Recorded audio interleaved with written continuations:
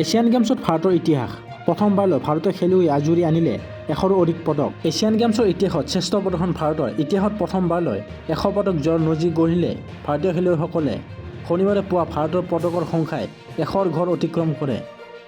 2023 Asian গেমছৰ আৰম্ভণিৰ পূৰ্বে 100 পদকৰ লক্ষ্য স্থিৰ কৰিছিল ভাৰতে। প্ৰধানমন্ত্ৰী নৰেন্দ্ৰ মোদীৰ মুখতো শুনা গৈছিল 100 পদক জয়ৰ বাৰ্তা। সংবাদ মাধ্যমত কোৱা হৈছিল ইজবাৰ 100 পাৰ। সকলো ভাৰতীয়ৰ আশা পূৰণ হ'ল। শুকুৰবাৰে ভাৰতে যে এইবাৰ 100 পদক দখল কৰিব সেয়া নিশ্চিত হৈছিল। অপেক্ষা আছিল মেডেল টেলিত আনুষ্ঠানিকভাৱে স্থান পোৱালৈ। শনিবাৰে পুৱা ভাৰতীয় মহিলা কাবাডী দলে স্বৰ্ণ জয় কৰাৰ পিছতে সৃষ্টি হ'ল ইতিহাস।